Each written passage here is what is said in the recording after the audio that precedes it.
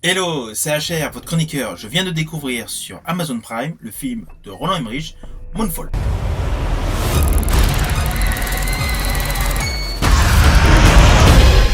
Avant d'aller plus loin, n'oubliez pas, petit pouce vers le haut. Si c'est pas fait, pensez à vous abonner et pensez à la petite cloche. C'est fou.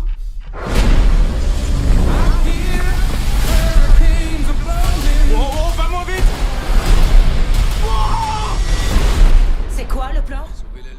Alors le film de Roland Emmerich est passé quasi inaperçu lorsqu'il est sorti au cinéma. Pourtant, Roland Emmerich est habitué aux blockbusters qui cartonnent et qui attirent la foule en salle. Il a eu de très grands succès, notamment Stargate avec Kurt Russell, Independence Day avec Will Smith, Le Jour d'après, et des films avec un petit peu moins de succès, mais qui ont quand même attiré le public, Moon 44 avec Michael Paré, Godzilla avec Matthew Broderick et Jean Reno, 2012, Universal Soldier avec Dolph Lundgren et Jean-Claude Van Damme, bref.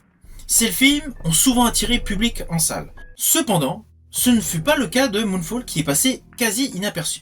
Alors le postulat de base est simple. Nous avons trois astronautes, trois personnages, donc Brian Harper, Jacinda Fowler et Alan Marcus, qui partent en mission dans l'espace pour réparer un satellite.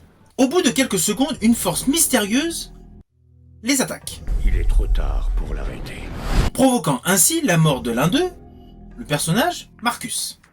Alors le personnage Brian Harper, joué par Patrick Wilson, réussit, malgré toutes les déconvenues et l'accident, à ramener la navette sur Terre. Aussitôt arrivé, il est jugé, il passe dans une sorte de commission disciplinaire, et personne ne croit en son histoire de force mystérieuse.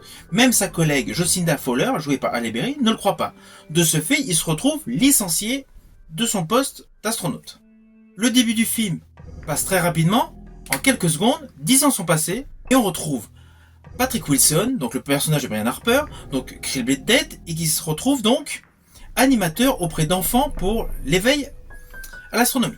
Il fait alors la connaissance d'un théoricien du complot, Si vous me regardez, alors vous savez maintenant qu'un gros problème se dirige vers nous. Une réunion d'urgence est prévue à l'endroit habituel au plus vite. Pegel Sofer. persuadé que la Lune est en réalité une méga structure. Ce dernier lui annonce d'ailleurs que la Lune va s'écraser sur Terre. Point de départ catastrophique. Il essaye de lui prouver rapidement que la Lune a changé d'orbite. Parallèlement, au centre spatial, Halle Berry, son personnage donc, a évolué, il est devenu cadre, fait sensiblement la même découverte, que la Lune s'est désaxée de son orbite. Là, nous avons donc l'histoire du film qui démarre vraiment. À partir de là, beaucoup d'événements s'enchaînent, il y a pas mal de scènes d'action qui vont se mêler avec des scènes humoristiques, car le film est ponctué donc d'éléments sérieux et d'éléments amusants, jusqu'au moment où forcément, Halle Berry et Patrick Wilson vont devoir faire équipe ensemble. Et ces deux, on va dire, antagonistes, Halle Berry et Patrick Wilson, vont devoir faire équipe avec le fameux théoricien du complot. Là, à quelques semaines de l'impact, au moment où tout le monde est au bord de l'anéantissement de la planète, le fameux trio va mener une mission spatiale hors du commun. Alors on va pas se mentir, Moonfall est un pur film de divertissement riche en thématiques. Le film nous entraîne dans une histoire délirante, avec, de surcroît, des plans visuels magnifiques, des plans visuels de toute beauté. Je pense notamment à une scène où l'on voit un raz-de-marée.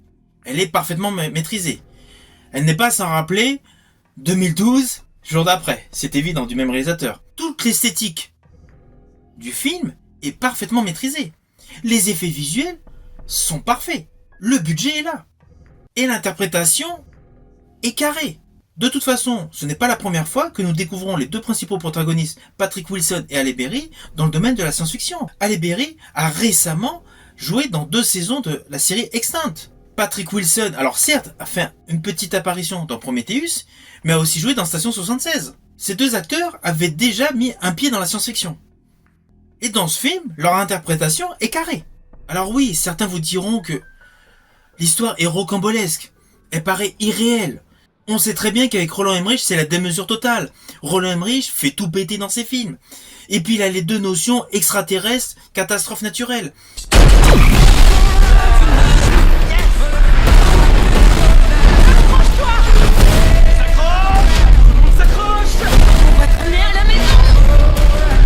De ce fait, la réalité et l'improbabilité ne fait pas partie de son cinéma. On sait que c'est complètement utopique. Mais justement, c'est ça ce qu'on aime chez lui. C'est quand on va voir un de ses films, c'est pour se divertir, on va voir des trucs impossibles. des explosions, des raz-de-marée, ainsi de suite.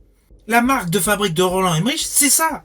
Le blockbuster avec des effets spéciaux impressionnants, mais pas forcément avec une cohésion historique et une cohésion scénaristique. C'est pour ça que je pense que le film est passé, certes, inaperçu quand il est sorti au cinéma, parce que forcément, je veux pas aller plus loin, je veux que vous ayez la surprise de le découvrir sur Amazon Prime, mais le siège central de l'histoire concernant la Lune est complètement impossible. Mais c'est ça la magie du cinéma, c'est vous faire croire à des trucs impossibles. Et c'est ça ce qui compte, se détendre devant un truc qui paraît incroyable. C'est pour cela que je vous invite à découvrir ce film qui au final est un très bon divertissement, avec de surcroît une belle distribution. Je vous dis à bientôt pour ma prochaine chronique.